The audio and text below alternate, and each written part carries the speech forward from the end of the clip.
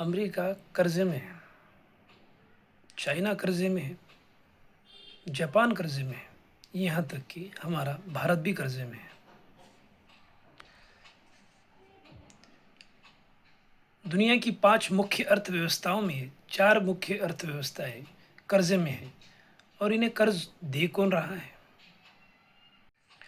America की total GDP है $30 trillion economy और उस पे कर्ज़ कितना है?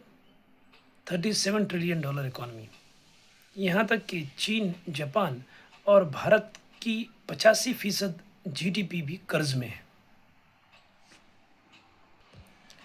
तो इतने शक्तिशाली देश कर्ज़ में कैसे डूबे हो सकते हैं और इन्हें कर्ज़ देता कौन है? जवाब है बॉन्ड्स। जेम्स बॉन्ड नहीं, बैंकों के ज़रिए प्रदर्शित किए गए बॉन्ड्स। हर सरकार को कुछ अपनी-अपनी लायबिलिटीज़ होती है, जैसे शिक्षा प्रदान करना, बेहतर रोड, बेहतर सड़कें, भुखमरी से लड़ना, हेल्थ एजुकेशन इंफ्रास्ट्रक्चर पर खर्च करना।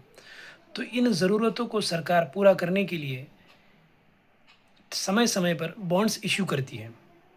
मान लो भारत के केस में इस बॉन्ड्स को reserve bank of India issue करती है और अन्य बैंकें जैसे state bank of India, HDFC और अन्य संस्थाएँ जैसे सेबी वगैरह इस इन बॉन्ड्स को खरीदती है। क्योंकि ये बॉन्ड्स सरकार के द्वारा इश्यू की जाती है, तो इसमें रिस्क या दिवालियापन होने का खतरा बहुत कम होता है और इनमें ब्याज दर भी कम होता है। बट ग्राहकों को रेगुलर ब्याज दर समय-समय पर मिलता है। इसीलिए ग्राहक इसे आसानी से इन बॉन्ड्स को खरीद लेते हैं।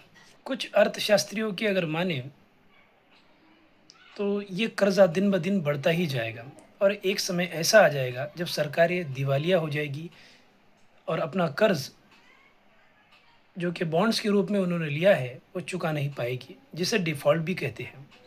आपने एक स्थिति के बारे में सुना होगा, श्रीलंका डिफ़ॉल्ट कर गई।